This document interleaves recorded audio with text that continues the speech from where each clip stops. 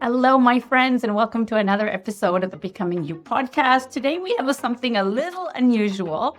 I have been swept up, like the rest of the country, on the Harry and Meghan documentary that is now on Netflix. 6 hours of them telling their story. I initially was not going to watch it.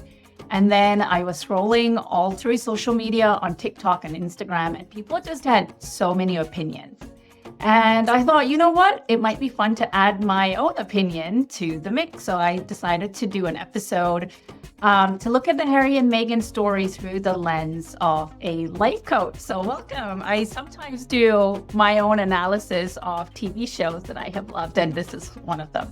So I know this is not a show. This is more of a documentary. So this episode, I'll be honest, it's going to be kind of all over the place. This is an opinion piece, so take it with a grain of salt. Obviously, these are two people that have their own side of the story, and all we do is interpret that story through our own lived experience. So people have really, really, really strong opinions on what they have done. There are people that hate them for it, and there are people who love them for it. There's Team Meghan and Harry, and there's Team Royals, right? It's so split.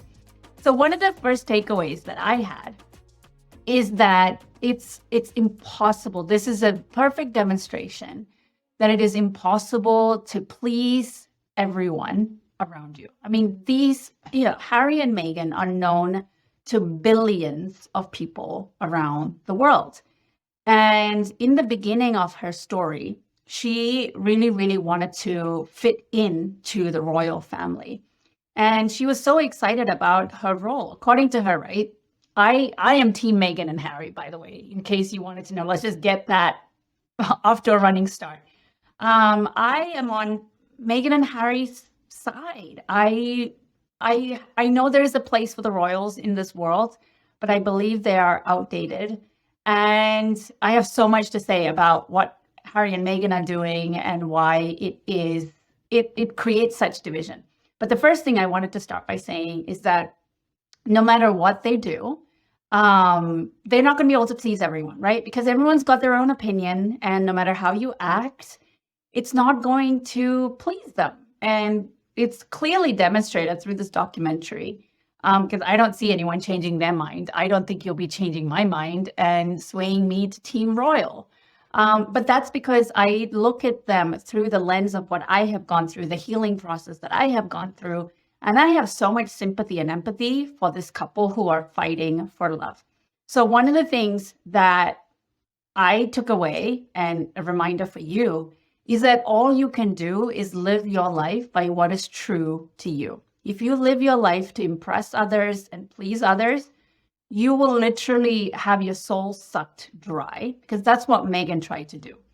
She tried to be quiet. She tried to appease everybody. And by everybody, I mean the royal family, right? She really wanted to please them as this newcomer into the family. She didn't fit the visual image of what that incoming member needed to look like, right? She's half black, half white. And that created quite an uproar. And she was beautiful and outgoing. And there's a lot of remnants of Diana in her because the people were so magnetized to her. But she actually says in the documentary, by the way, there are going to be spoilers. So if you haven't seen the documentary and you don't want any spoilers, I would stop right here. In the beginning, I didn't notice this, but she actually says that she dressed in neutral tones, creams, beige, camels, browns, and blacks, right? And that is because the royal family tends to wear a lot of bright colors, and there is a hierarchy that you cannot outdress the top-ranking official of the royal family. So when the queen was alive, that was her. So the queen would first pick the color that she was going to wear, and depending on where in the hierarchy you fell, so then it would go to Kate Middleton, right? She would then pick her color. So Meghan did not want to attract any unwanted attention. She wanted the other royals of the family, the senior members of the royal family, to get their attention in the media. So she says that she dressed in neutrals so that she would literally disappear into the background and be invisible and be small. And guess what? She still got dragged into the media. And no matter how small or invisible or beige-like she dressed and behaved, the media spotlight was still on her. When she was first, introduced as Harry's girlfriend and then his fiance, I remember visiting England at the time, and she was just everywhere, everywhere. And it just goes to show you that you can change your actions, you can change the way you dress, you can physically make yourself invisible and smaller, but people will find something that they don't like about you, right? And the media quickly turned. Like, she went from the sweetheart, they were all so excited, to hating her. And England to this day, majority of England still hates her, and they have it out for her. So that's the first takeaway. Start living your truth. Start living to please yourself. Because if you live life to please others, you will literally have your soul sucked dry, where you will soon will forget who the heck you are and what you stand for, what your values are. And like her, you will be depressed, because if you are living life for others, then you are making yourself disappear. You are saying what I want and what I need is not important. I am invisible. And the more you tell yourself that I need to be invisible, the more invisible you feel. And then you're like, what's the point of my life, right? Now that went into a dark place, but that's really how we get into a space of what's the point of my life, right? We have lost our own voice. We have lost our unique essence. We have lost touch with our spirit, and we have lost touch with our life force energy because of what's happening around us, and we've let it suck us dry. So the way you get back to your life force energy is to be exactly who you are. And sometimes that journey can be difficult, but know that that's where it starts. That's where it starts, to get back to yourself. Oftentimes I ask my clients, well, what do you want? And they don't know. They don't know. It's not that they'll never know. It's just they haven't spent enough time asking themselves that question of what lights them up from the inside, what excites them, what brings them joy, because they're so busy. They've been so busy making sure that everyone in their circle are really pleased with them, that they're not upsetting anyone. That's been their sole focus, that they've forgotten that their sole focus needs to be taking care of themselves. All right, so let's move on. I find it really interesting that Harry is repeating his trauma, right? Like, his mother, Diana, was chased by the paparazzi, physically chased in those times because there was no social media. And he lost his mother. And now, thank God, he had the wherewithal to realize, I need to take my wife and kid out of the country so that the same thing doesn't happen to my wife. Because Megan was in such a dark place that she was having suicidal ideation. And it was becoming very matter-of-fact thought for her. And she says this in the documentary, where she says it just became something that was very matter-of-fact, where she was wondering about how to take her own life. And now that is because of the public media scrutiny and the amount of hate messages she was getting, and that she wasn't getting any support from within her husband's family to get her through this. And interestingly enough, she says that I asked for help. After postpartum depression, she actually asked for help, and she said, I can't do this alone. But the royal family, being a royal family, I think they have a motto that says, don't explain, there's something else. It's like, basically ignore it, don't explain it. Keep quiet, don't explain. That's like their motto. It has a rhyme. I butchered it because it rhymes. But their whole motto is just keep quiet. Keep quiet, ignore it, don't explain yourself, it'll just go away, right? And here's Megan, who came in, and she wants to talk about stuff. She wants to touch the hot topics. There was one time she was asked, what are the charitable causes that she's going to be supporting? And she talked about the Me Too movement, because that was really big at the time. She was getting married to Harry. And England, the British media, got really mad at her, because they were like, the royal family doesn't touch political topics. They talk, they support very, I don't want to say middle of the road charities, because all charities are important, But when I say middle of the road, I mean it as it doesn't politicize people. It doesn't divide opinions, right? But she talked about the Me Too movement and how that's really important to her. And she wants to give women a voice and empower them. And that created a huge uproar in England because they thought that she was bringing problems into the royal family. So, she speaks her truth. She says that she takes stances that the royal family normally would not take. And it really, really upsets the royal family, the institution, and England, because there is huge support for the royal family in England. They're all, the newer generations feel that it's outdated, that they're out of touch. But there is such a toxic relationship between the royal family and the media, right? They feed off of each other, and one cannot exist without the other. So the media basically feel like they have an all-access pass to the royal family because, one, they are the middleman that keeps communicating what the royal family is up to, right? If you want to, the public interest in the royal family is fed because the media publicizes their going and coming and whereabouts, what they're wearing, what functions they're attending, what part of the world they're visiting, the kind of glamorous lifestyle they live.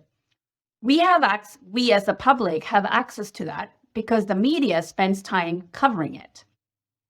And therefore, the taxpayers are happy paying tax money to support the royal family. The royal family cannot exist without taxpayer money, right? So what is the value exchange here? The royal family gets to exist and keep their lifestyle and their titles and their land and insane amounts of wealth because taxpayers are funding it. And then the taxpayers, what they get in return is the gossip and the fodder and the celebrity interest, right? Like we get an insight into their world, and that's the entertainment value that we receive. And so the media is the middleman in all of this. It's such a toxic relationship. Like no one is actually benefiting from this. And then the media feel like they have the right to print whatever it is they want because they want to sell newspapers. They want to, have people pay for clicks. It's, ad revenue. So the more alive and the more gossip and the more news that the media can generate, the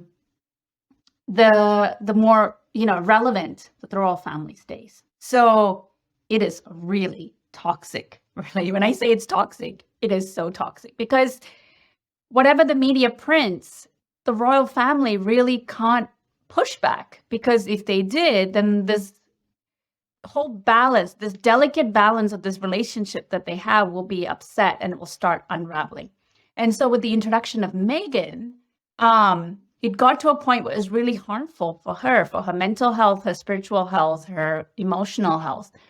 The bullying in the newspapers was so bad that it was affecting her well-being. And so the royal family did not protect her the same way that the royal family did not protect Diana. And I find it really interesting that Harry found the love of his life to repeat history the same way how Diana was never protected and was basically thrown to the wolves after she exited the royal family and divorced Prince Charles. She didn't get much protection from the royal family in terms of keeping her safe from the paparazzi. Like the paparazzi were literally wolves following her around all the time, and she never got any privacy. And with Harry, the same thing was playing out with his wife, Meghan, when she lived in England. And then when they decided to go to Canada at the beginning of the pandemic, the media found out where they were living, which was on Vancouver Island. And then they were surrounded by paparazzi all over again. And I find it really interesting because it's true what they say, that trauma repeats itself. And Harry, I think was really young. I forget the exact age he was when Diana died. But that kind of chaos of the media and the paparazzi is imprinted in his DNA. And he's used to that kind of chaos. Even though he's gone to therapy, he's done like EMDR, which was done in the Oprah documentary that they gave an Oprah interview a while back. So we know that he got EMDR, he's done therapy, he's done a lot to heal his trauma of his mother's death and what it meant to grow up in the institution. Despite that, trauma does tend to repeat itself. So it was repeating itself through his wife, Megan, and I believe that at some level, we attract the people in our lives so that we can heal and break the trauma cycle. And when him and Megan decided to split away from the royal family, I believe that was him breaking generational trauma. It's the thing that his mother never got to live out, right? And he had the courage to say no more of this. Like, I will not let my wife be fed to the wolves the same way that my mother was. I am the one who gets to break that pattern. And I thought that was so beautiful. And one of the other synchronicities is just mind-blowing how the universe works. So I didn't realize that Meghan and Harry had a miscarriage. So they had a first baby. Then the second baby, she had a miscarriage. And then they got pregnant again. And this was when they were living, they'd already moved to California. They'd found their house in Santa Barbara. And they decided to make the announcement official when they knew the third baby she was carrying was safe. And so they had one of their friends who is a professional photographer. He took the photo and it was released to the public that she was pregnant. And that announcement went out on February 14th, right? So third pregnancy, but second child that would go to term. And one of Harry's friends sent a newspaper clipping of an announcement that was done on the exact same day. So it was actually done on Valentine's Day. This baby announcement went out on February 14th. So one of his friends sent an announcement that was made several years back, like maybe 20, 30 years back, on the exact same day, February 14th, of his mom, Diana, announcing that she was pregnant with Harry, right? Like, Diana made a formal announcement, or rather Diana's representation, right? They made an official release saying that Diana was expecting a second baby. That was on February 14th. And Harry, without knowing, right, Harry and Meghan released their happy announcement that also happened to be on February 14th with their second child, which I just think that synchronicity is mind-blowing. And it's not just a coincidence. I really do believe that in some way it was Diana's spirit working through them to be like blessing them and letting them know, hey, like, I'm here and watching. I'm so proud of you guys. Anyway, that's just my take on it. So I think the third thing I wanted to talk about is I think the media, the British media, is so outraged and so disgusted and so triggered by Meghan because she is going against the patriarchy. And what I mean by that is when you marry into this family, unless you're the queen, right? Especially like Harry being a boy, the woman has to take the lead of the man, right? That's what Kate Middleton does. She takes her cue from Harry's brother, Prince William. And with Meghan and Harry, it's so different. She did move to England and took on the role as a royal, right? But after 4 years of trying to make it work, they decided it's not working.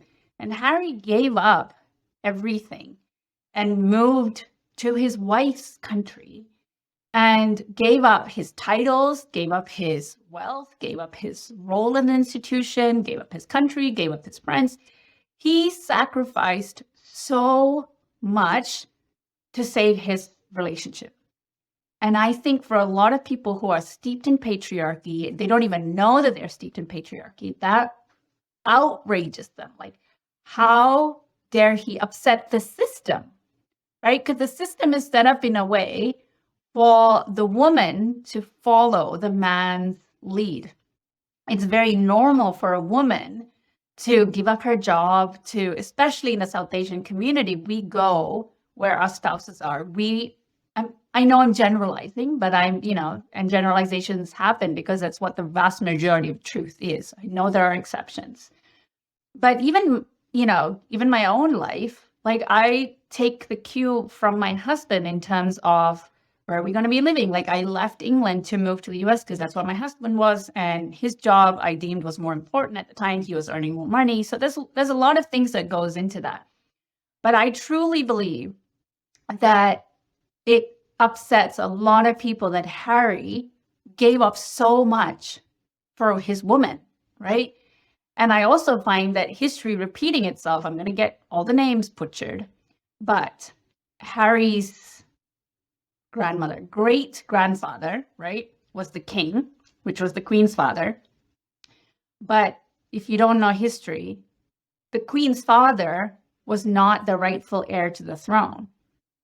Queen's father's brother, so the queen's uncle, was actually the older son, and he was in line for the throne, and he did take the throne until he decided to abdicate it because he met an American woman, divorcee, that he wanted to marry, right?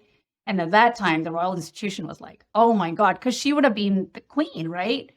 And they were like, no, that cannot happen. And this man, so Harry's great uncle, abdicated the throne. He said, I am choosing the love of my life, and I'm going to give up my title as king, like all my wealth, right? And they lived in France.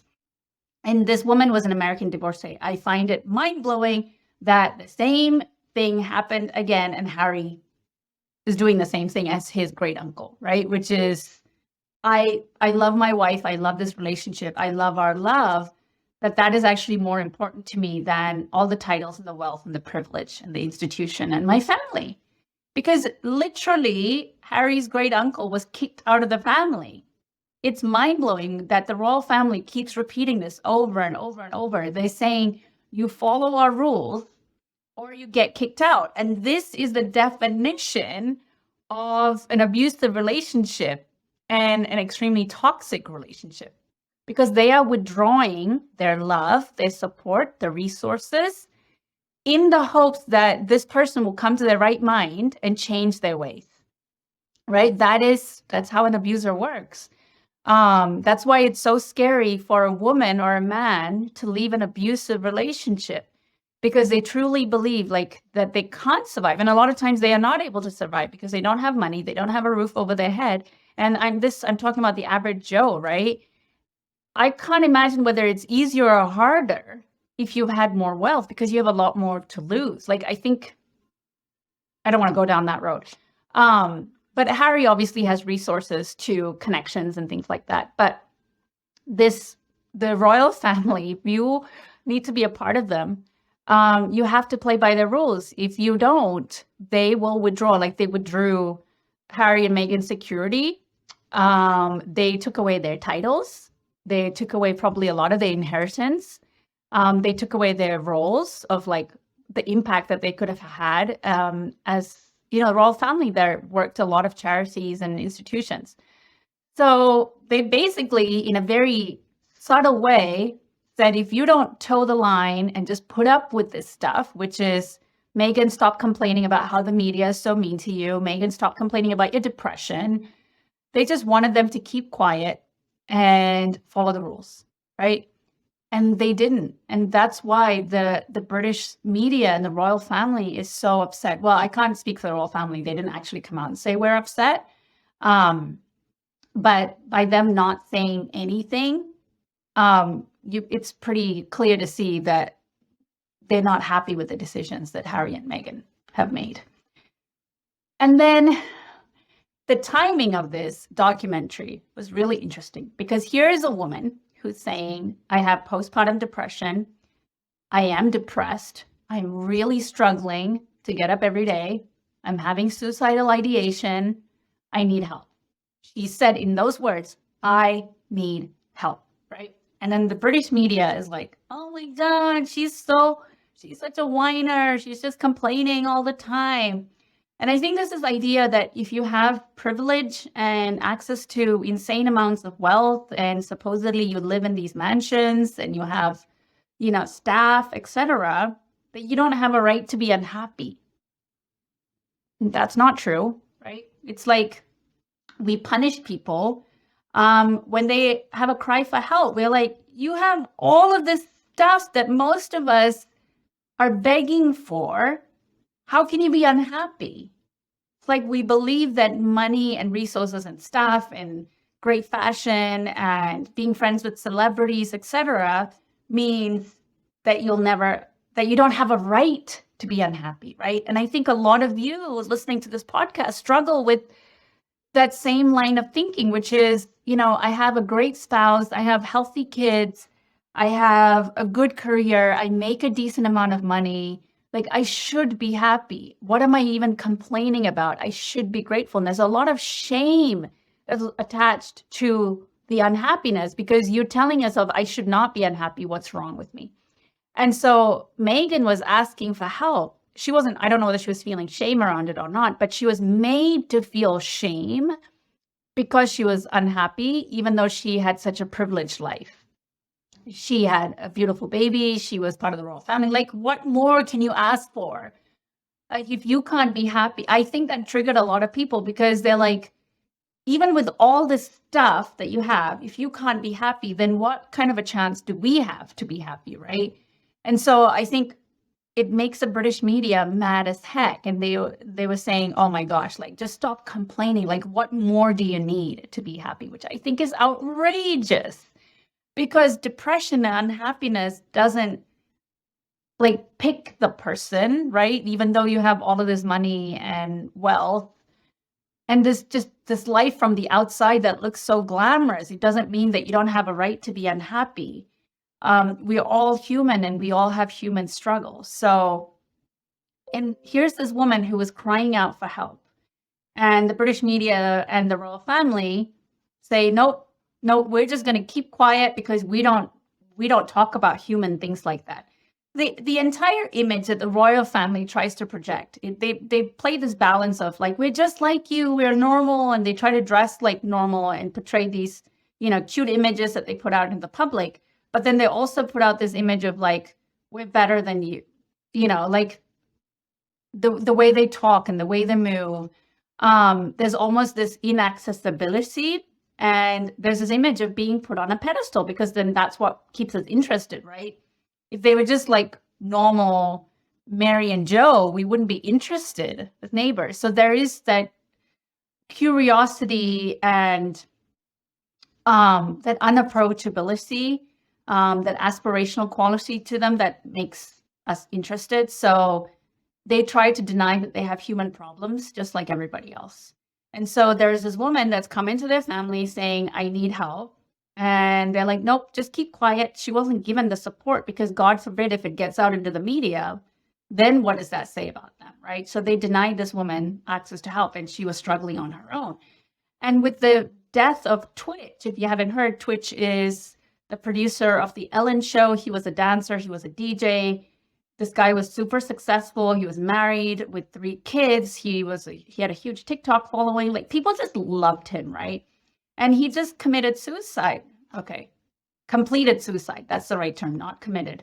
Completed suicide this week.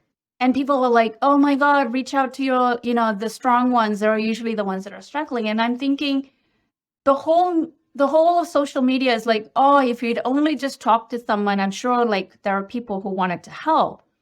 And then on the other side, there's Megan who's telling her story and she's saying, I need help. And people ignore her, right? They mock her in the social media. The royal family denies that she's having it. If she is, they're saying just deal with it yourself. Like, we're not going to give you the help you need. Thank God she didn't complete suicide, right? Even though she was having suicidal ideation, because if she had completed suicide, then there would have been remorse and people saying, oh my gosh, if she'd only asked for help. Well, guess what? She was asking, but nobody was taking her seriously, or they were denying her the access she needed to help. So why is it that we always feel remorse and bad for people once they harm themselves, but we never take them seriously when they are crying out for help beforehand? That it's almost like we only take notice when things go really, really wrong. That's like a shocking reminder, and we feel regret and remorse. But when people are saying, I need help, or someone's not doing well, we kind of hide our heads in the sand and hope that it will go away, because that's a really uncomfortable conversation to have. It's really painful. It's really scary. It's hard to give people that support and be in the darkest part of their life. But that's what it takes if we don't want people completing suicide. So if you are someone who is crying out for help, or you know someone who you know needs help, you don't have to know the right thing to say. You just need to know that help is available and there are people that will take you seriously to help you through it. You need to ask for help, unfortunately, but if you are asking for help and you're not getting the support you need, know that me, who is a stranger on this other side of the podcast, will take you seriously, and you have a safe space to talk about whatever it is that you need to talk about to get through this. All right. I think the other thing that I wanted to talk about is Megan is somebody who is breaking literally 1,000-year-old history of how things are run, right? She sued one of the newspapers in England, the Daily Mail, for exposing a private letter she wrote to her dad during her wedding time. Somebody in the Royal Institution leaked that letter, and they printed the whole thing, but not word for word. They redacted, they blacked out several paragraphs wherever it's suited them, right, to portray a certain picture of Meghan. And so she sued them. It was a case that went on for 6 years, 7 years, and she finally won the case. But if she'd been a normal royal, they would have just kept quiet and carried on with life. But she came along and she was like, no, I'm standing up for what is right, and this is not right. You cannot do this to me. And that's part of the reason the British media hate her so much, because she refuses to play by the rules. She refuses to play by the rules. And I admire so much, I admire her so much for that. Because do you know how, brave you have to be to go against the media, especially British media, who are awful. Their tabloids they will rip your heart out, stomp on it, spit on it, etc. It is the harshest media in the world. And this woman had the guts to go up against them and fight against these bullies. You don't find a lot of people who do that. And I think that's part of the reason that people hate her in England so much, because she's like, I don't give a rat's ass what you think of me. Well, she does. Obviously, it does hurt. She's not immune. But she feels like there's a bigger play here, which is for me to stand up for what is right. The other thing I want to talk about is people are really mad for the fact that her and Harry, I think, have made $100 million on this documentary, which outrages people. So I saw a Facebook friend, we're not close friends, I saw a Facebook friend go off on Harry and Meghan and how they're playing the victims, they are saying they want privacy, but here they are. That's another popular argument, by the way. You keep saying that you want privacy, you didn't get privacy, and yet why are you here making this documentary? Because that's not privacy, but we'll get back to that. People are outraged about the amount of money that they have made. I am not outraged. I am more power to you, because Harry has spent his entire life with no control over how the media portrays his life, his family's life. They've done some awful things. Literally, they're like vultures, just following you everywhere you go, so that they can get a story and they can print it and they can make money off of the number of people that buy the newspapers. And they skew these stories. They don't want to print the truth. It is not journalism. They're just storytellers. And they're not even true storytellers. They're just storytellers for the sake of telling some tale, right? To sell newspapers. So here's Harry, who's gone through his whole life with no control over the narrative about him. And he marries this woman, and they decide to exit the royal family because it is just not good for their family. And then they decide to take control of how they are portrayed and what their narrative is going to be. Are they speaking 100% truth? No, I'm sure there are parts that they have not made up, but maybe fudged the truth, right? To help in their favor, which when we are storytellers and we're trying to prove a point, nobody is perfect. Nobody is perfect. So there are some parts that, when Megan speaks, it comes across as inauthentic. But I tend to view people as nobody is all perfect or all imperfect. We all have parts of us that we call our shadow selves, and there are light selves, right? And Megan's the same way. She's not perfect. Like her hair is done perfectly, her makeup is done perfectly. She looks untouchable almost in some of the scenes that they film her. I'm like, man, this woman is so beautiful. Like she looks like a Greek goddess, right? The way like her hair is and her face is, she's like etched to perfection. So in that sense, she comes across as a little bit authentic, and you are like, is that real though? So I got that sense, but overall, I felt like this woman is speaking the truth. Okay, so I forgot where I was going for this. So she does come across as a little bit inauthentic. But at the end of the day, these two people decided, heck no, you have decided to print and tell whatever stories that you wanted for the last like 6 years. For Harry, it's been like the last 35 years probably. And they said, no more. We are going to get paid for this. We are going to make a lot of money so that we can support our family and our lifestyle. And we get to tell this truth, this part of our story.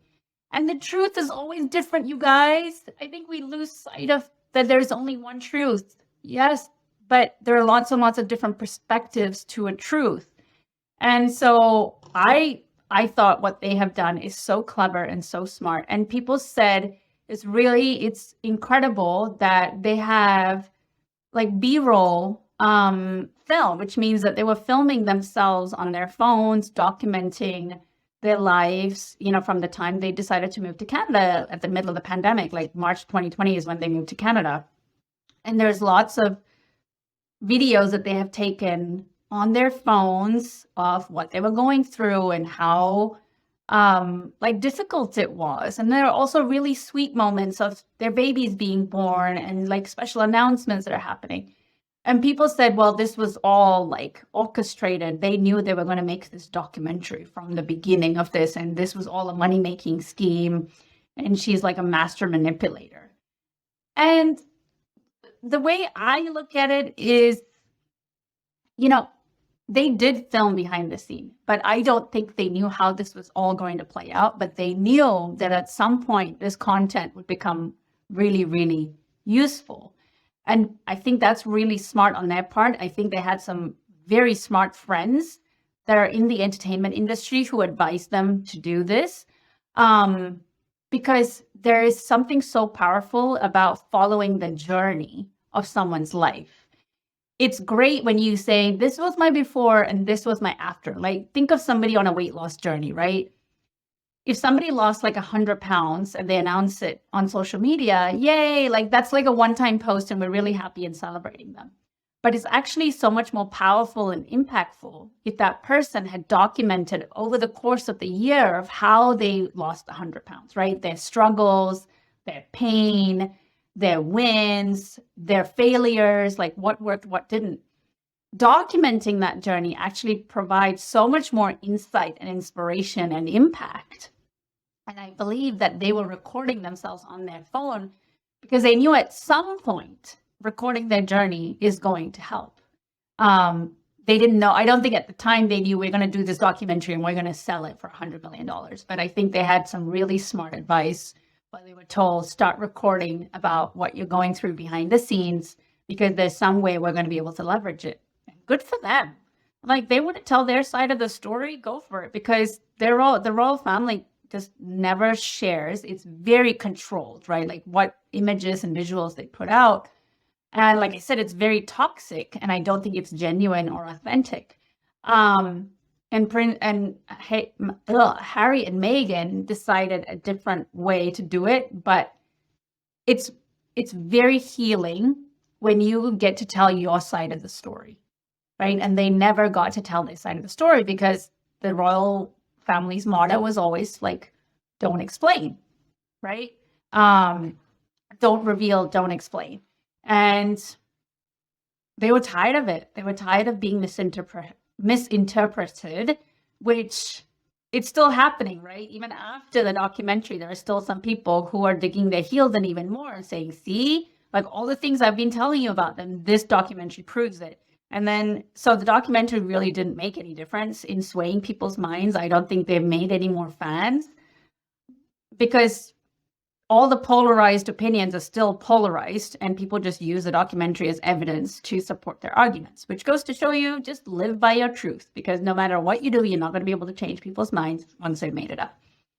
But I think it's so smart that they made $100 million. All right, so finally, I just want to say that Meghan is, and I'm going to say this carefully, is the black sheep of the family. Yes, like she's half black, but I'm not talking about her race. She's the black sheep of the family because the black sheep of the family is the one that creates the most disruption in a family, right? Because they tend to do things differently. They do not follow the rules. And the black sheep of the family get the most hate because they're rocking the cradle. They're saying, no, we're not going to do things the way we've always done. And that's what Meghan's doing. She's saying, I'm not going to keep quiet. I want to talk about real stuff. Like she talked about her postpartum depression. Harry and Meghan were on a tour, I believe somewhere in Africa. They were doing a Commonwealth tour. At that time, they were still serving their royal duties. And there was a documentary being made for the BBC about their tour. And during a moment of like vulnerable, imagine having a 4-month-old and you are touring the world and you have royal appointments and you have to meet hundreds of people every day, shake their hands while you're trying to breastfeed a baby and not getting enough sleep, right? It's hard enough to have a 4-month-old and then add to this on top of that. So during one of the interviews, the BBC person who was making this documentary asked her, are you okay? And she pauses and you can tell like there's this real person asking her for the first time, like, are you okay? And typical royal answer would have been, I'm doing great, right? But she didn't do that. She said, I'm like, it's not so many direct words, but he keeps prompting her. And she basically reveals that she's having a hard time as a mom, right? And she's struggling. And that actually made it, they didn't cut it out. They actually put it in the documentary. And the British tabloid was like, oh my God, stop whining, right? Every time she chooses to be vulnerable and reveal her pain, and actually be relatable, because that actually helped a lot of people. They were like, oh, you can be a royal and have all of this stuff and still have postpartum depression. Like it normalizes the struggle and the suffering that people have, right? But the media like just butchered her for it. And they were like, just stop whining, right? Every opportunity she took to share her struggles and be vulnerable, she got torn down for it. And I find that so shocking that the media invalidates her pain and her suffering.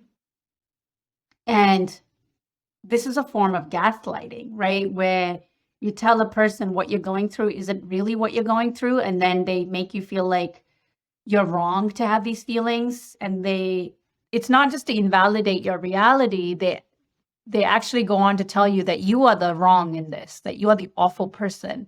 So they actually painted Meghan into this whiny, needy, weak person.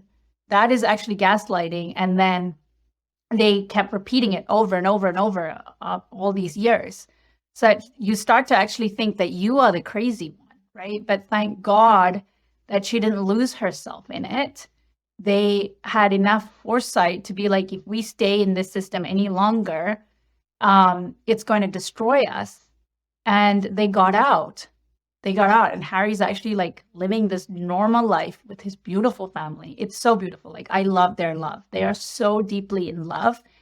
And there's a lot of narrative out there that says Meghan has exploited him, manipulated him, and she's made him give up so much. And I don't think we're giving Harry enough credit for having his own agency, right? Like he made a decision to go be with his wife. I, in the documentary, didn't see any signs of manipulation or overpowering. He's just a man who is head over heels in love and will do anything to keep this relationship alive. And I found the same reciprocity back from Meghan in terms of supporting Harry. Like his grandfather died, so the Queen's husband dies in like 2021. And this is like when Harry's fallen out with his dad and his brother for not supporting him and his move. And she's pregnant. So she's got like a 2 or 3-year-old. And now she's pregnant with her second baby. And she's heavily pregnant. And he's leaving from the US to the UK to go attend his grandfather's funeral. And I think if this wasn't an equal and balanced relationship, I don't think maybe she would have let him go. And she would have been like, I really need you. This baby's due any minute. Like, what are you doing leaving me? But she was so supportive. She was like, you got to go. You got to go say goodbye to your grandfather. And he leaves his family to go attend the funeral, which I think is such a healthy, beautiful way for them to support each other. Like you can fall out with your family and still show up for the things that mean something, right? Like he's fallen out with his dad. Like nobody in his family supports him, right? Including the Queen, because she is so tied to the institution. But Harry was like, but this is still my grandfather at the end of the day. I'm fighting with the family business, right? That's essentially what it is. But I'm still going to be there for my grandfather, or like say goodbye to my grandfather.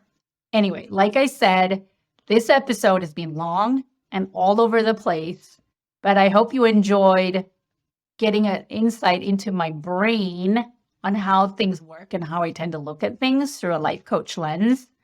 And there's a lot of, topics here on like depression, how to ask for help, not shaming ourselves because we might look at ourselves and think that we are weak and vulnerable. We talked about gaslighting. We talked about the patriarchy. We talked about how you need to be the black sheep of the family if you're like breaking generational trauma cycles. There's just so much packed into this real life drama that's playing out, a real life fairy tale that's playing out in front of us. It's not a fairy tale anymore, but they started as a fairy tale. Now it's turned into a nightmare, and now they found their happy ending. Like you cannot write a Hollywood script better than this. But anyway, I would love to know what you thought of this episode. Please email me or send me a DM on Instagram and give me your thoughts. All right, take care. Bye.